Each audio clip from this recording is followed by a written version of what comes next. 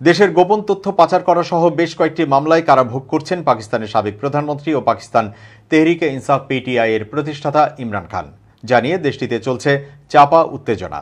এই অবস্থায় ইমরান খান ইস্যুর ইতিবাচক সমাধানের আশাবাদ ব্যক্ত করেছেন জাতিসংঘের মহাসচিব অ্যান্থনিও গুতেরেসের মুখপাত্র স্টিফেন ডুজারিক।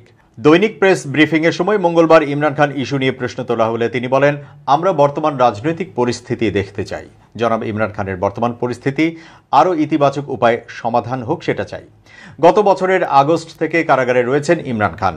ফেব্রুয়ারিতে একটি জাতীয় নির্বাচনের আগে কিছু মামলায় দোষী সাব্যস্ত করা হয় তাকে। সাম্প্রতিক সময়ে রাষ্ট্রীয় উপহারের অবৈধ অধিগ্রহণ ও বিক্রয়ের সাথে জড়িত দুটি মামলায় ইমরান খানের কারাদণ্ড স্থগিত করেছে আদালত। এছাড়াও রাষ্ট্রীয় গোপনীয়তা ফাঁস করার অভিযোগে তার দোষী সাব্যস্ততা বাতিল করেছে।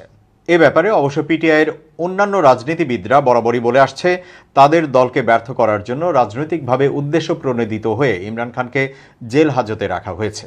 পাকিস্তানে নির্বিচারে আটকের বিষয়ে জেনেভা ভিত্তিক জাতিসংঘের একটি গ্রুপ বলছে, এর একটি উপযুক্ত প্রতিকার হবে মিস্টার খানকে অবিলম্বে মুক্তি দেওয়া এবং আন্তর্জাতিক আইন অনুসারে তাকে ক্ষতিপূরণ এবং অন্যান্য ক্ষতিপূরণের একটি কার্যকর অধিকার প্রদান করা।